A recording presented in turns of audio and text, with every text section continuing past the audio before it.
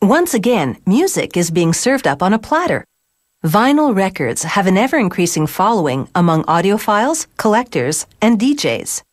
To cater to this market, some record companies are releasing more music on vinyl, a manufacturing process that is a carefully orchestrated performance. To get back into the groove, they first have to cut a master record. This flat disc is made of aluminum, and it will be the core of the master. The surface has a gritty texture early on, but they sand it down and polish it smooth. They place the aluminum discs on a conveyor belt, and they ride towards a device that will coat them with a veneer of lacquer.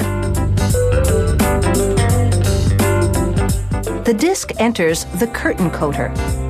Nitrocellulose lacquer, a similar substance to nail polish, oozes out of a long, thin opening, forming a veil or curtain. As the disc passes through the curtain, it's slathered with the lacquer. Rollers with scrapers catch the runoff. The excess lacquer they collect is reused. The lacquer starts to dry immediately.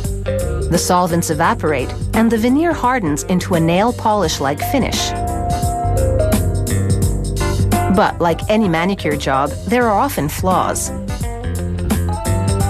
At this inspection station, workers scrutinize each lacquered disc for pits, bumps, or dirt. Even a minor imperfection won't be tolerated, so the rejection rate is high, about 50%. They recycle the rejects.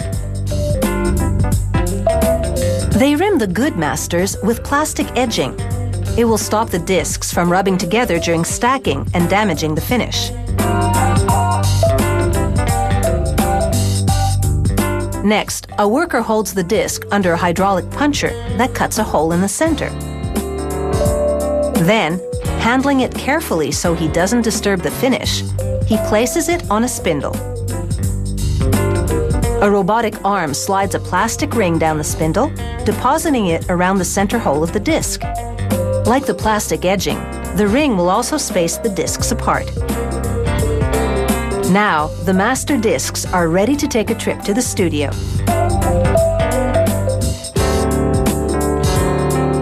The lacquer disc is about to be cut. The engineer places it on the recording machine, called a lathe. He peels the protective ribbing away from the rim. He places a vacuum line at the center, which suctions to the underside of the disc and holds it in place. The engineer now moves the cutter and a microscope above the disc. He lowers the cutter onto the outer edge of the disc, and it does a test cut.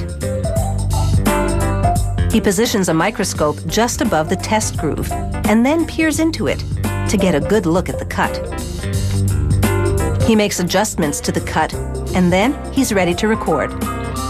The lathe cuts the lead-in groove, and the music begins. The sapphire-tipped cutter etches the sound into the surface of the disc. From start to finish, the recording will be one continuous groove.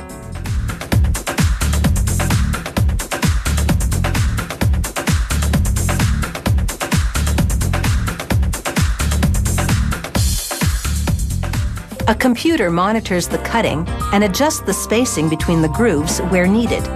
A little vacuum draws up scrap as the cutter carves the groove.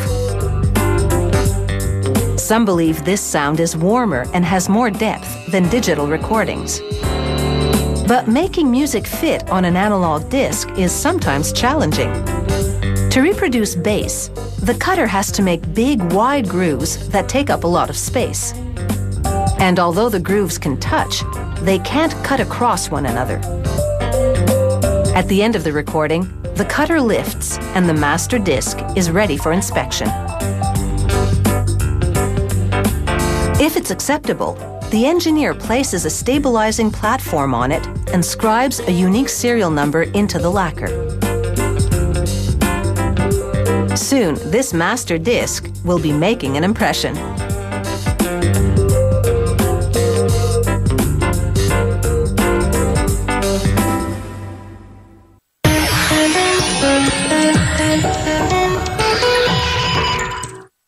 The master disc has just been cut, but the lacquer surface is far too delicate to play.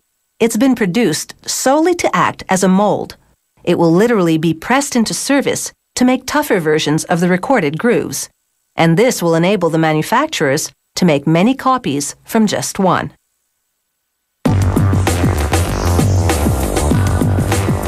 In the next step, they wash the lacquer disc with soap and water. They spray it with tin chloride and liquid silver. The tin chloride is a sensitizer that helps the silver stick to the lacquer. They wash away little bits of silver that don't stick. In seconds, one side of the lacquer has become a stunning silver disc, with the grooves intact. But next, they'll add a duller metal to the silvered side in order to really stiffen the disc. They fasten it to a spindle on the underside of a tank lid. The disc spins, and they rinse it one more time. The water in the tank below is green because these nickel nuggets are dissolving into it.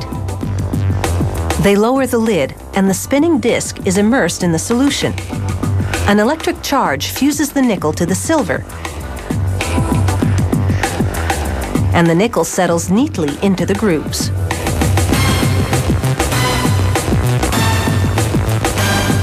Now they remove it from the tank and pry the metal layer away from the original lacquered disc. This metal layer is a stamper that will be used to press vinyl records, and the lacquer disc, which has served as its mold, is discarded. Now they look for the exact center of the stamper. A worker places it under the microscope, which is part of an optical centering punch. As the stamper disc spins, he aligns the grooves with a guide in the viewfinder. When he finds the center, he punches a hole there.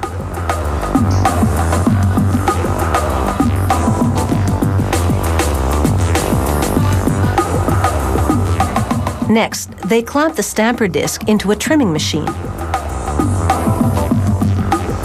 The disc turns, and a cutting wheel trims the edge, cutting the stamper disc to a diameter of 32 centimeters. Now the stampers are ready to make their mark. But first, the labels must be prepared. A punch bores into the center of a stack of them, making holes.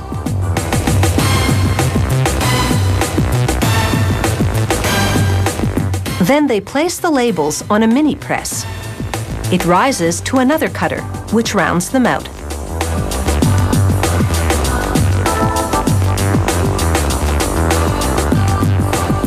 They pour black polyvinyl chloride pellets into a hopper. The pellets fall into an extruder, which turns them into hot rubbery patties called biscuits. Hoists above and below push labels to each side of the biscuit. Suction cups hold them there, while a carriage moves the biscuit forward, then drops the biscuit and labels in the press.